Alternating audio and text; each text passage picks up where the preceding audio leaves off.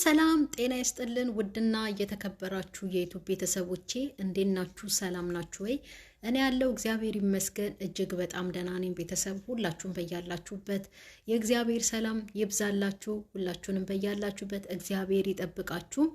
እንግዲህ ጦርነቱንም ፍራቻውንም ምኑንም እግዚአብሔር ያርቅልን፣ ሰላምን ይስጠን። ቤተሰብ ዛሬ ደግሞ እኔ ይሄ ልጅ ነው ከትንሱ ጋር ትላንትና የመጣውና አላዛር ያስደበደበው ልጅ ነው ወይስ ደግሞ ሌላ ሰው ነው ወይስ ወንድሙ ነው?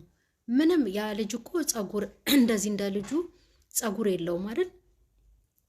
ጸጉሩ እንደዚህ እንትን ፍሪዝ ምናምን የለውም ጸጉሩ። ግራ ገባኝ። ግን ቢሆንም አሁን ይሄ ልጅ ማለት ነው ያላዛርን እናት አስደበድባታለሁ፣ ትላንትና ከልጇ ጋራ ጎረምሳ ጋርዶች አስመትታኛለች። ስለዚህ ያላዛርን በእናቱ ነው የምበቀለው አለ። ሲጀመር እች ሴትዮ ራሷን አቀለለች፣ ልጇም ራሱን አቀለላት፣ እናቱን አስቀለላት እንጂ ትልቅ ሰው ናት። እንደ ትልቅ ሰው እንደ እናት ታይታ መታለፍ አለባት። እሷ ገና ዛሬ እንደ ወጣት ወደ ኋላ ተመልሳ ቤቷን እርግፍ አድርጋ ልጆቿን እርግፍ አድርጋ በቃ ምን ብዬ ልበላችሁ እንዴ? ልጅ እኮ እናቱ ታስፈልገዋለች አይደል?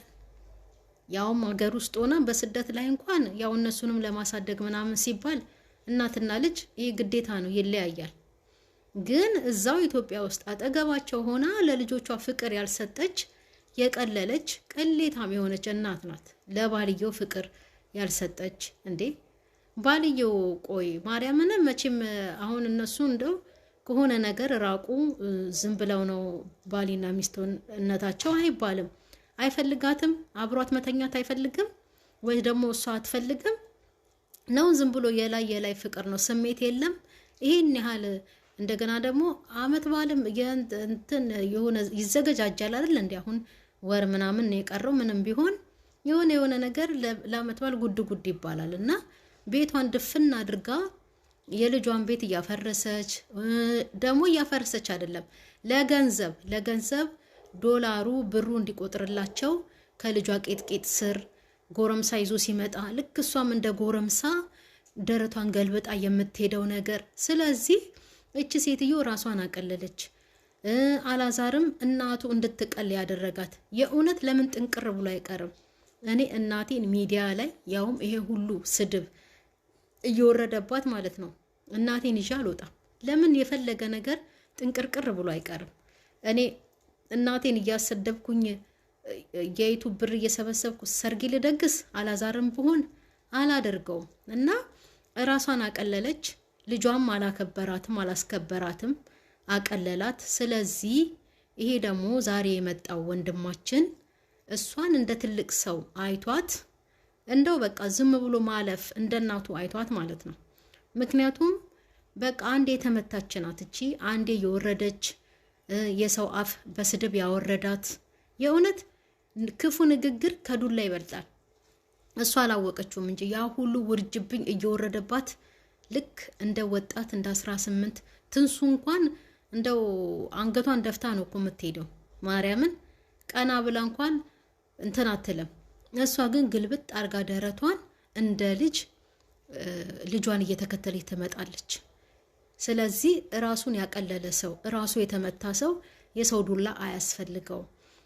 እንደገና ደግሞ በእናትነት ደረጃም ታስባ እንደው ብትቀር ይሄን ያህልም መጥቶ እሷን እንደዚህ ያረጋታለሁ። እንደውም ከተቻለ አላዛርን ነው ቦቅባቃ ትናንትና እነዛን የሚያካክሉ ሁለት ገንዲላ ለዚህ ለአንድ ፍሬ ልጅ ይዞ መጣ። ለነገሩ እሱ እኮ ባለፈው እናትየው ግፍትር ስታረገው እንደ እንቦጭ ሄዶ አልጋው ላይ እንቦጭ አለ። እውነት አሁን ይሄ ልጅ ከትንሱ ጋር የትንሱ ጓደኛ አላዛርን ቢመተው ይችላል። ምክንያቱም አላዛርን አይተነዋል። በእናቱ ግፍትሪያ እንደዚህ ግፍት ስታረገው የወደቀ ልጅ ነው። ስለማይችለው ይሄንን ልጅ እነዛን ጋርድ ይዞ መጣ ማለት ነው። ስለዚህ እናትየዋን ሳይሆን አላዛርን በጋርድም በምናምን ሳይሆን አላዛርን ራሱን አግኝቶ ጥፍጥፍ ቢያደርገውና እስቲ ወንድነቱን ደግሞ ያሳይ። አንዳንዴም እኮ ሚስት ትንቃለች እኮ ባልን። እውነቴን ነው። ሚስት ባል ቆፍጣና ሲሆን አትንኩኝ ባይ የሆነ በቃ ሲሆን ነው አንዳንዴም ደስ የሚለው። እንደው የበዛ የሆነ ተጨቃጫቂ ምናምን ነገር ሲሆን ያስጠላል እንጂ እንዲህ በቃ ወንድ የሆነ በቃ አትንኩም ባይ ምናምን ነገር ቆፍጣና ሲሆን እኮ ደስ ይላል። ሚስትም ትኮራበታለች። አላዛር ግን ትንሱ ራሱ እኮ ንቀዋለች። እውነቴን ነው። ወንድነትን አሳየኝ እስቲ፣ አንተ ወንድ ከሆንክ ወንድነትን አሳየኝ እስቲ፣ አንተ ወንድ ከሆንክ ቤትህን አስተካክል፣ በእናትህ አትመራ እኮ ነው። እውነቷን እኮ ነው ማርያምን። ስለዚህ ወንድ ልጅ ቆፍጣና ካልሆነ እንደዚህ በቅባቃ ከሆነ ለአንድ ፍሬ ለአንድ ሰው ማለት ነው እነዚህን የሚያካክሉ ፈረስ የሚያካክሉ 2 ግንዲላዎች ይዞ መጣ። ለአንድ ሰው እኮ ነው። ልጁም ደግሞ ጎበዝ ነው። ያው እኔ የእውነትም ይምቱት የውሸትም አላቅም፣ ቆሞ መሄዱ ራሱ ገርሞኛል። እና ይሄ ማስፈራራት ምናምን አሁን ለአላዛር እናት ምናምን አይደለም። እንደ እናት እሷ ብትቀልም ሌሎቻችን ደግሞ ማክበር። ምክንያቱም የብዙ ሰው ስድብ ቀምሳለች እቺ ሴትዮ። መቼም ስድብ ቢመልሳት እንደው የእውነት ዱላ ሳይሆን ማለት ነው ስድብ ቢመልሳት ትመለስ ነበር።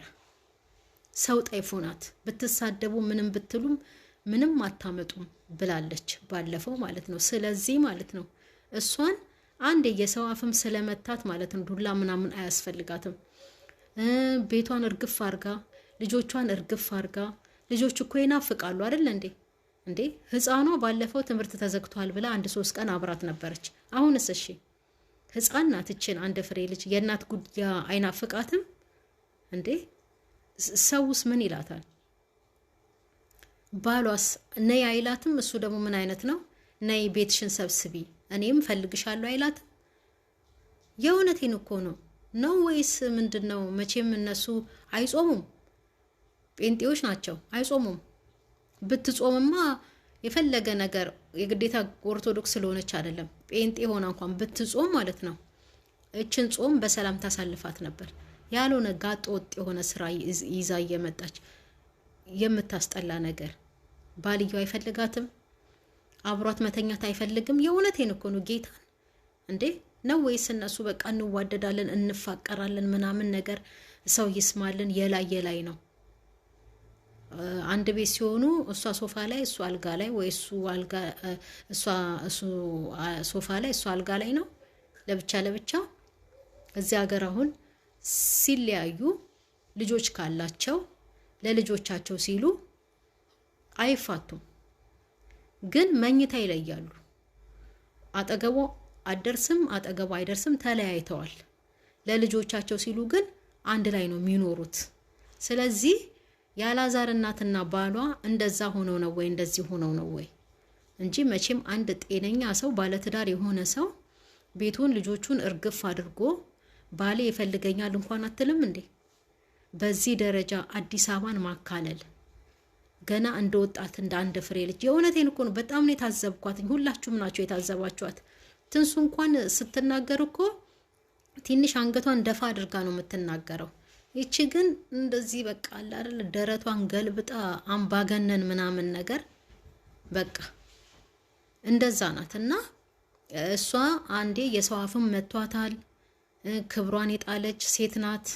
ስለዚህ ዱላ አያስፈልጋትም። እንደ እናት ራሷን ካላከበረች ሰው ደግሞ እንደ እናት በቃ አይቷት ማክበር አለበት። መቼም አንዴ የቀለለ ሰው መቼም ማንም አያከብረውም። ይሄ ልጅ እንኳን እመታታለሁ አሳያታለሁ ብሎ ሊፎክር ይቅርና ማርያምን ራሷ በሰራችው ስራ ነው ራሷን ያስናቀችው። በልጁም አይፈረድም እኮ አይደል እንዴ? በልጁም አይፈረድም። በራሷ ሰዓት የ5 ልጆች እናት ሆና እግዚአብሔር አይቁጠርባት ነው የሚባለው ሆና ራሷን ያስናቀች የ50 ዓመት ሴትዮ ሆና እንደ 18 ዓመት ራሷን ያየች ለምን አትናቅም? ግን ዞሮ እንደ እናት በቃ መከበር አለባት። ትከበር። ራሷን ብታቀልም ልጇ ባያስከብራትም ልጁ ግን ይሄን ያህል መጥቶ እንዲያረጋታለሁ እያለ መፎከር ምናምን ጥሩ አይደለም ለማለት ነው የመጣሁት። እንግዲህ